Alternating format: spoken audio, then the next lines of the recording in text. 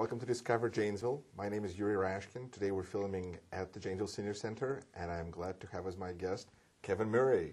Kevin, thank you. Hi, Yuri. Well, thanks for asking me, really. It's a pleasure. It's a pleasure to have you here. You are involved with many things. Yes. You are a retired firefighter. I am. Mm-hmm. So now you can come down to Senior Center and participate.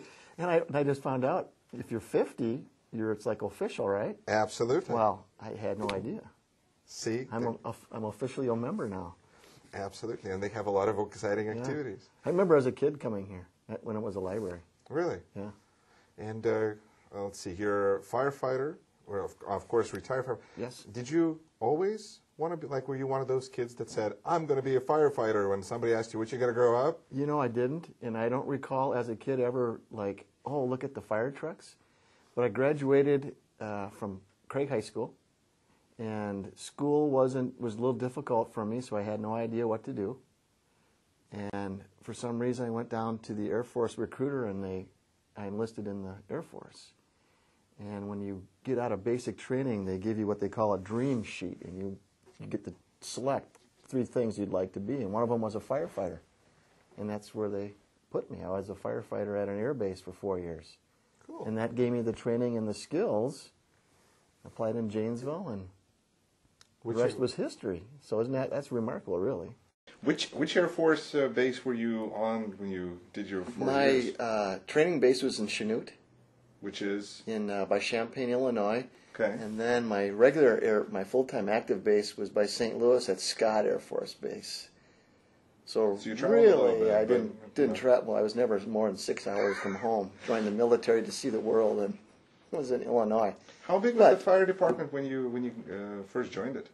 Here in Janesville? Mm-hmm. It was about 84 firefighters, and it's about the same today. It is, yes. Because we lost a piece of apparatus out of Station 1. It was called a ladder, and once that vehicle was gone, that was about 9 people that didn't need to be hired.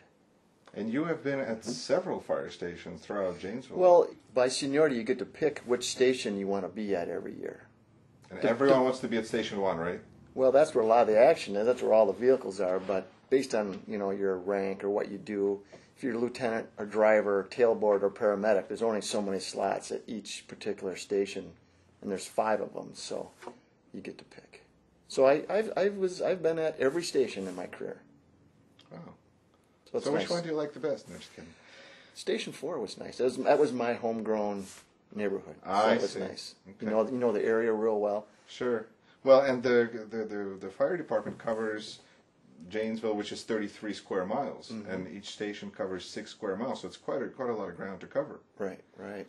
So knowing my neighborhood, and if I would know, oh, that's where Roger Axtell used to live. That's the intersection of Martin and Eastwood, and so that's an advantage of being a hometown firefighter. You know the area more than just the streets and addresses. You know by location or familiarity where to go. It's about response time, right? Yeah, absolutely. What is right. it, like 2 seconds or something? It's incredible how fast you guys can be there. Well, I think the chief says 4 minutes from time of call to arrival at your home. That's our goal throughout the city. That's why you strategically plan the stations as throughout. the city grows where you want to put the station. I think they're debating right now where to put Station 1, right? That's part of the exciting conversations. Yeah. Absolutely. And speaking of debating things, you are on school board. Mm-hmm. And have you just been re-elected for your I'm in second? my 5th year, my second right. 3-year term. I really enjoy it. Do you? Yeah, I do. Sometimes it gets emotional, and you get frustrated because you don't have a lot of control of what happens, but I take it very seriously, and that's why I maybe get frustrated or get a little emotional, but it's very serious. What made you interested in public service? Because so many people I encounter say, well, it's a thankless job, and just the attitude can be that this is more negative than it is positive. But clearly you find it to be a positive and rewarding experience. I think by my nature and because of my family and the way I was raised, I am a public servant. I mean, I was a firefighter, spent some time in the military. I think it's just my nature to want to help. And, I'm grateful that I have that personality, and that's truly what it is. But I think more importantly, local politics, like as a city council person, you really have effect. You can really affect what goes on. And being on a school board, I have one of 9 voices that can really affect student achievement, where we spend our tax dollars, programming, really directly impact that. But there's 9 of you. Do you feel that being 1 out of 9 gives you enough ability to make a difference? I think so, because on any particular issue, there's usually 2 or maybe 3 sides, and you begin to know the people you are elected with, where they fall on a particular matter. It's like negotiations. You can kind of see where some people are a little more conservative when it comes to what should be offered for negotiations. And I should say, because that's my labor background, so I kind of lean one way, and maybe somebody doesn't have the labor experience, but I think 1 of 9 people, if you take a topic you're dear to you and research it and talk about it intelligently in plain English that people can understand, you can get your point across. And maybe, I don't think persuade is necessarily the right word, but educate the other board members that may not know something, So you can be an advocate for an important issue with your clear voice there. Right. And it's nice to have a diverse board, because we all bring different perspective and look at things through different pair of glasses, which is important. Now, in the last few years that the board been through some exciting decisions, and Studer Group has been a very important part of the school district at this point. How has your experience been with the Studer experience, I guess, from the school board point of view? Do you feel that it's been a positive development? Are you concerned, or what are your thoughts? Yeah, that's a tough question. I've chosen at this point I endorse the Studer principles. I've known Quinn Studer a long time.